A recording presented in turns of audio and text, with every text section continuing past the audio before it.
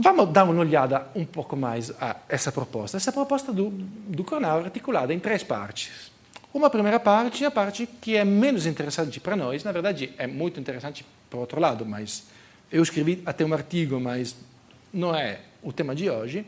Mas a primeira parte é uma fonte de água colocada aqui na Piazza San Marco.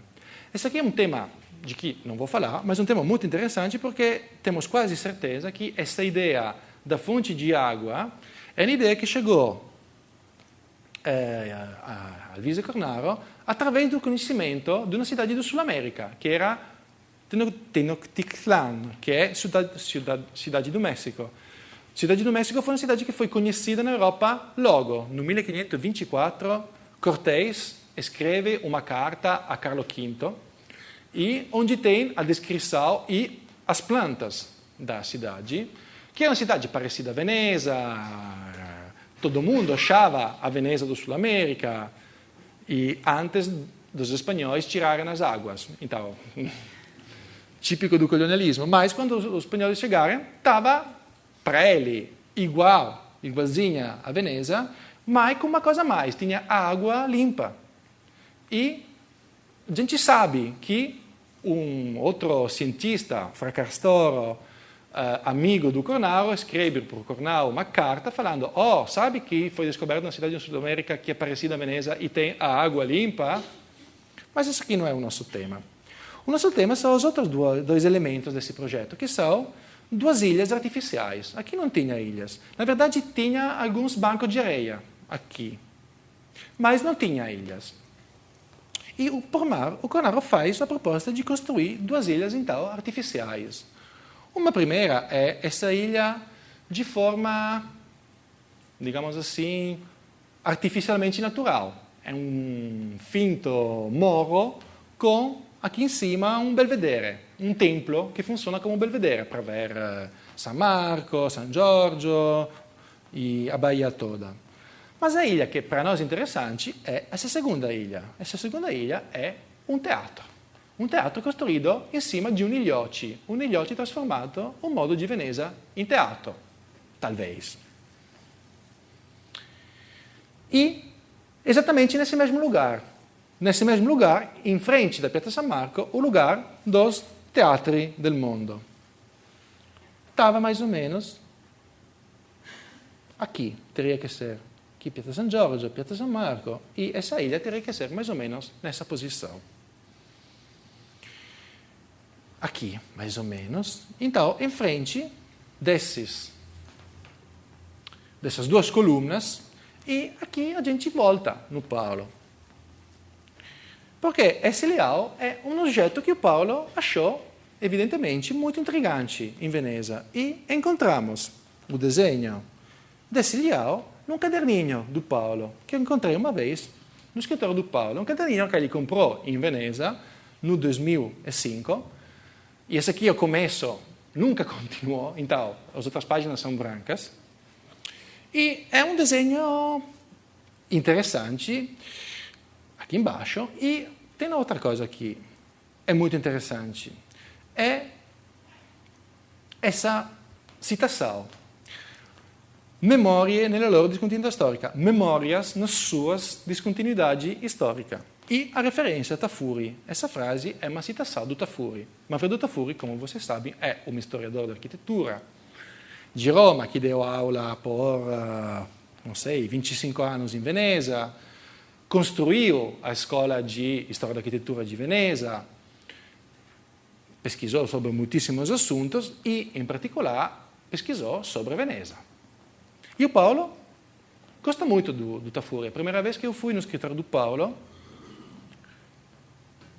muitos anos atrás, digamos, 3 minutos depois de eu chegado lá, de conversa, ele me citou outra coisa do Tafuri.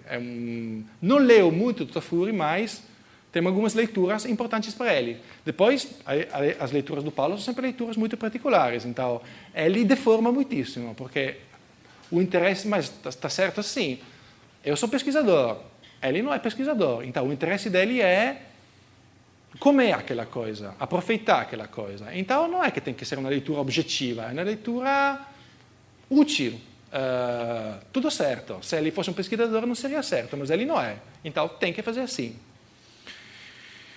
Mas essa citação é uma citação interessante, porque é uma citação que o Paulo faz muitas vezes. Faz às vezes também conversando. Acho que o Guilherme pode confirmar isso. O seminário Tafuri na FAO. Ah, vou falar dele. Espera. Depois. Essas aqui são as páginas de uma tese que está no escritório do Paulo, com anotações do Paulo, e a gente lê memorie. Aqui tem della Serenissima, a Serenissima é o nome de Veneza, nella loro disponibilità storica Tafuri. Então, essa citação, o Paulo repete, se lembra às vezes e associa às leituras que está fazendo.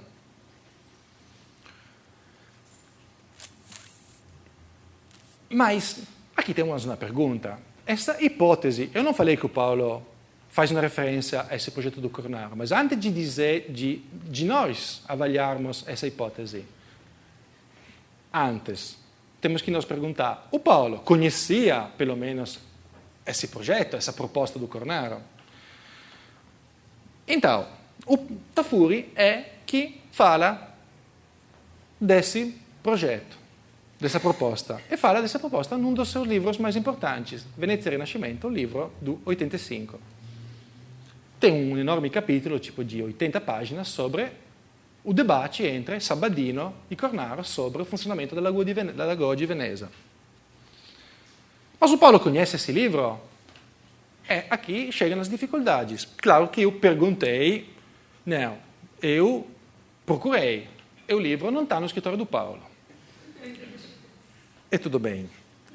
Perguntei a Eleni, a mulher do Paulo, Eleni, pode dar uma olhada em casa, por favor, para ver se está em casa. Ele falou, olha, não, em casa não encontrei. Então, não temos a evidência, digamos assim. Mas, talvez o Paulo leu e perdeu, ou deu como presente, ou teve a Xerox, ou alguém falou para ele, mostrou, eu fiz isso. Mas claro que eu fiz depois do projeto de Montevideo, então, digamos que eu não influenciei a história, cheguei depois. Eu, uma vez, cheguei no escritório do Paulo, eu também perguntei ao Paulo se ele sabia, se se lembrava, óbvio que eu falo, ele falou, não me lembro, mas essa aqui não quer dizer nada no caso do Paulo, então. Eu cheguei um dia, uma vez por ano eu chego no Paulo e recomeço de maneira diferente. Uma vez, Paulo, sabe que tem uma coisa que acho que é muito interessante para você. Eu chego lá com a Xerox, que bonito, oh. Então, não temos certeza, mas temos alguns indícios. Mas, digamos, primeira coisa, o Paulo, não temos certeza que o Paulo possui esse livro. Essa aqui é uma certeza que não temos. Temos certeza de que o Paulo possui outros livros do Tafuri. Esse aqui é Projeto Utopia, livro que o Flávio Motta deu como presente ao Paulo muito cedo, o livro do 73, já o Flávio Motta deu como presente no 75. Então, é interessante pela influência como informação, pela influência do Tafuri aqui no Brasil. E é um livro que o Paulo ama, dá para entender muito facilmente. O Paulo construiu com as suas mãos uma pequena caixinha para proteger o livro e o que é que ele colocou na capa do livro? Naturalmente Veneza, óbvio. Ainda que o livro não fale de Veneza, não é um livro que fala de Veneza. Essa aqui é uma coisa que eu acho muito interessante para nós. Tem uma espécie de corto-circuito na cabeça do Paulo entre Veneza e Tafuri. A gente vai ver muitas vezes essa coincidência. Quando você fala de uma coisa, ele pensa na outra. E no outro sentido também. Veneza e Tafuri é Veneza. Mas claro que não é esse aqui o livro, porque nesse livro Tafuri nem sabia naquele momento da sua carreira do projeto do Luisa Cornaro. Tem um livro, outro livro, no escritório do Paulo, esse aqui está no escritório do Paulo, sobre Veneza, com testo do Tafuri. Un livro sobre Veneza, con testo do Tafuri, in cui si fala do Luisa Cornaro, in cui si fala dos teatri del mondo, in cui si fala di tutto, mas falta uma coisa, non si fala daquele progetto do Luisa Cornaro. Si fala do Luisa Cornaro come intellettuale, eccetera, ma non tem nenhuma referência àquele projeto da Bahia, do Bacino Marciano, e ainda menos tem um desenho, um croquis, não tem uma representação. Então, essa aqui não pode ser a eventual fonte do Paulo.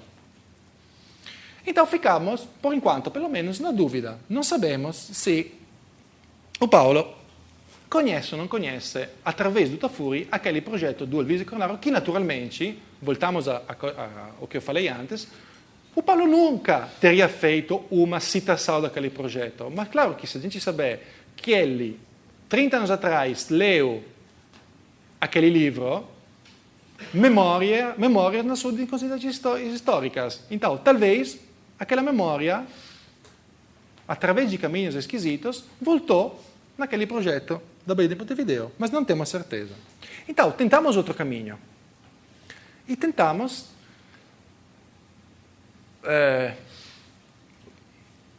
avaliar as palavras do Paulo sobre Veneza.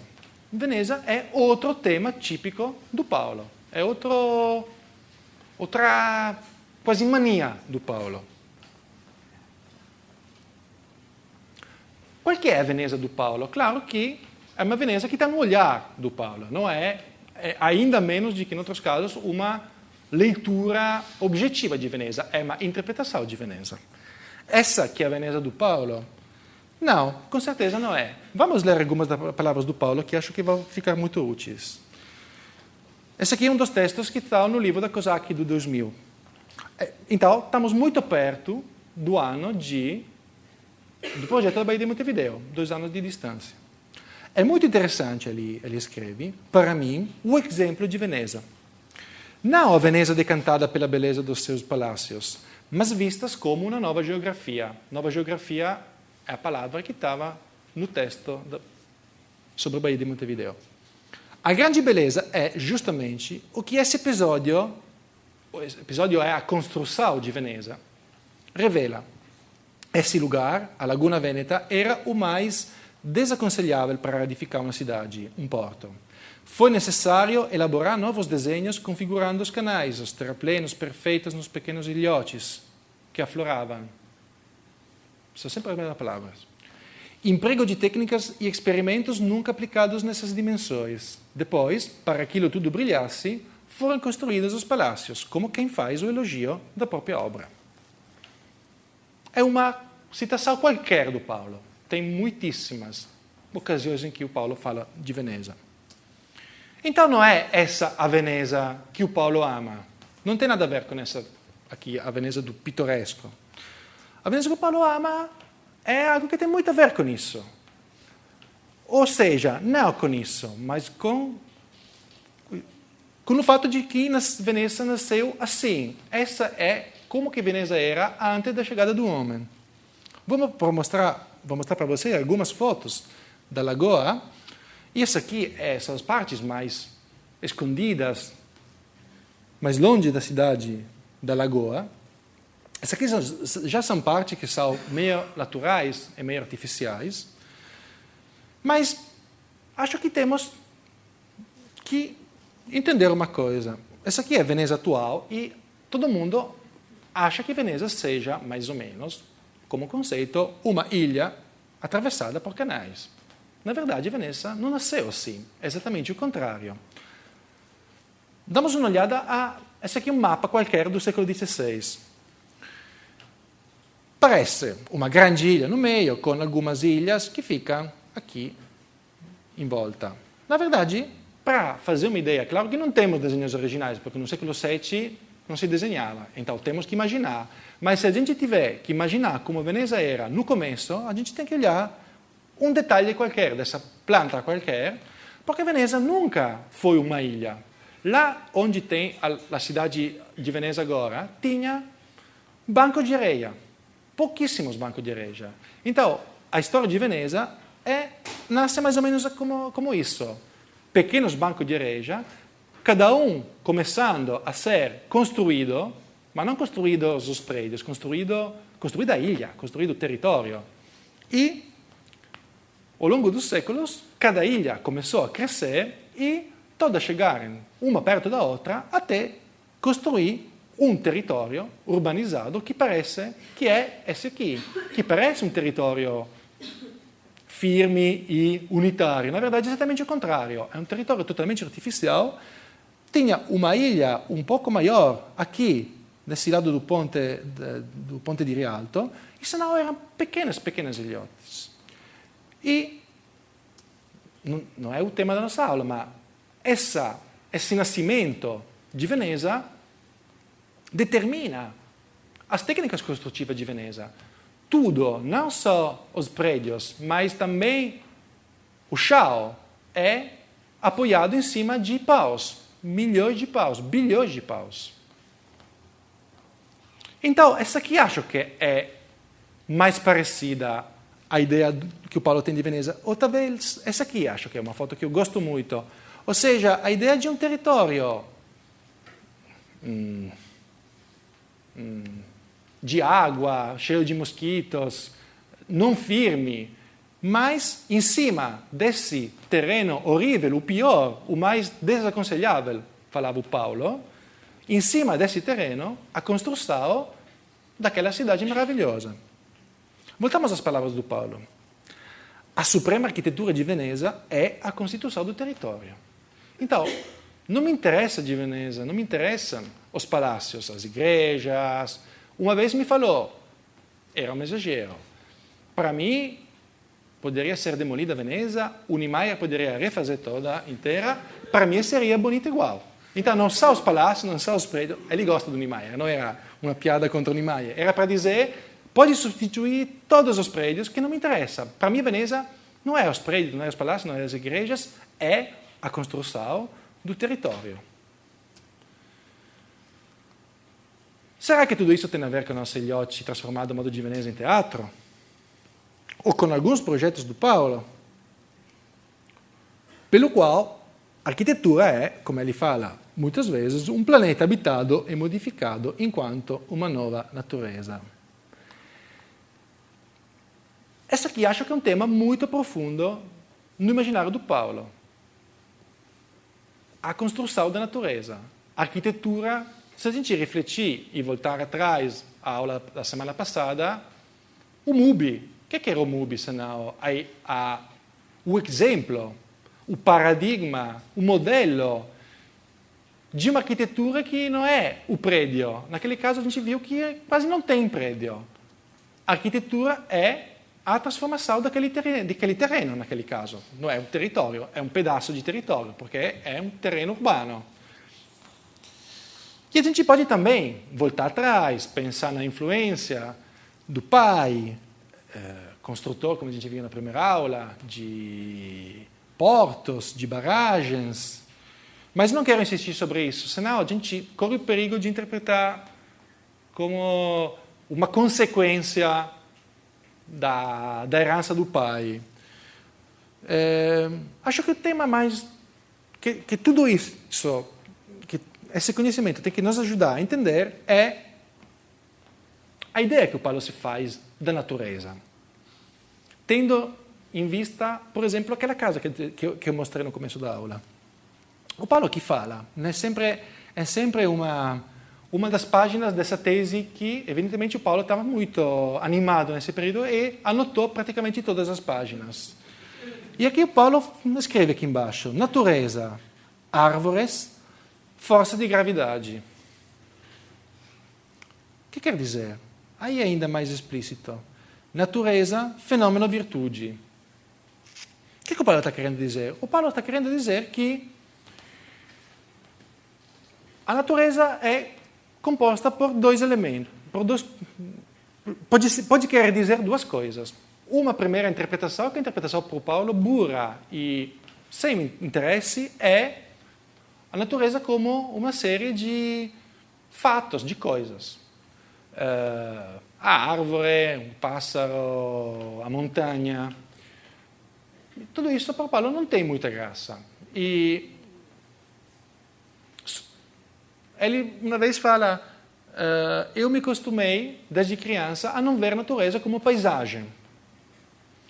É muito mais interessante natureza força de gravidade, ou seja, não prestar atenção às coisas da natureza, é sim prestar atenção aos fenômenos e às regras que que explicam o funcionamento dos acontecimentos. Uma das 3 expressões mais usadas pelo Paulo é mecânica dos fluidos. Não é um acaso. Mecânica dos fluidos não é a coisa, é o funcionamento das coisas. Acho que isso aqui nos ajuda muito a entrar, no centro do imaginário do Paulo. O avião, o navio,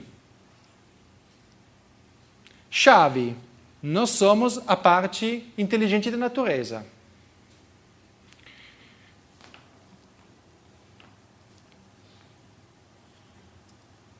A bicicleta a vela, que é um desenho que eu acho super engraçado, mas não é só uma brincadeira. Por que o Paulo desenha a bicicleta a vela? O que é a bicicleta a vela? É uma brincadeira, por um lado, naturalmente. Mas, o que é a bicicleta a vela? É a inteligência do homem que sabe aproveitar a natureza porque conhece como que funcionam os fenômenos. Quem que faz isso não olha o vento pensando, que bonito o vento, e limpa, tira as nuvens e o sol está mais maravilhoso. Através do vento eu posso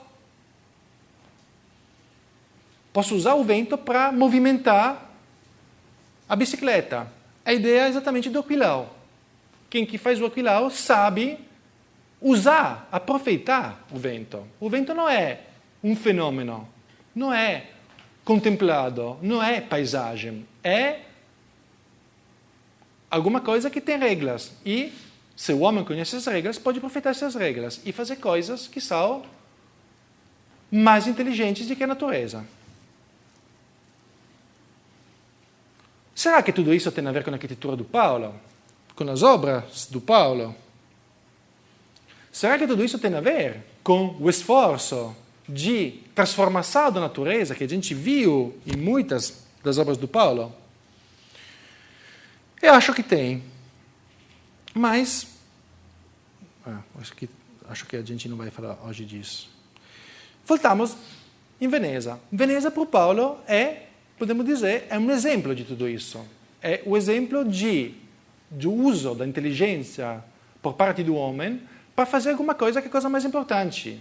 Ou seja, não é simplesmente jogar como um menino que constrói o aquilau. É fazer a mesma coisa, usar a mesma inteligência que precisa para fazer o aquilau, para fazer uma coisa muito mais importante, para construir o habitat de vida do homem.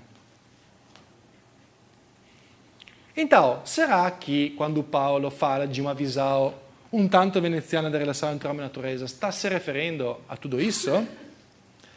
Vamos ler ainda mais algumas frases do Paulo sobre a natureza. Essa aqui é uma famosa. Claro que a natureza é um trambolho. A ideia de êxito da técnica é justamente não destruir. É o paradigma que fica para a arte, para construir o habitat humano, para que o planeta fique melhor do que era. Não podemos preservar a natureza, temos que a transformar para melhor. Essa aqui é outra ideia muito ligada. A natureza não é uma coisa que a gente pode deixar lá sem mexer. É impossível. A única coisa que a gente pode fazer, se quiser fazer bem, é transformar para melhor.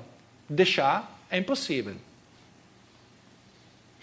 E Veneza, mais uma vez, sobre isso. Veneza não é um conjunto de palácios, de palacetes. Veneza é, antes de mais nada, a sublime manifestação da vontade humana posta sobre a natureza, no caso adversa. E mais, quem sabe, façamos uma Veneza no Pantanal, uma Veneza de água doce, na Amazônia, cidades flutuantes, etc, etc. Então, Veneza não é... Esse aqui é um tema muito, muito importante, acho. Que Veneza não é uma cidade, Veneza é um paradigma. É um exemplo. Façamos uma Veneza no Pantanal. Não quer dizer copiar Veneza no Pantanal. Veneza é um exemplo em como paradigma de cidade construída em cima de banco de areia, ou seja, construindo antes dos palácios o território. E, quem sabe, façamos uma Veneza do Pantanal. Sendo Veneza um paradigma, um exemplo, pode ter infinitos exemplares que não são cópias, são outros exemplares que tomam como exemplo Veneza, ou seja, a ideia da variante, a possibilidade de uma Veneza para o Sul América e outras palavras do Paulo nos textos sobre o Bahia de Montevideo, lições de Veneza. E voltamos aqui na exposição de Vitória de 2 anos atrás. Vamos fazer uma pausa e continuar antes de tentar concluir um pouco.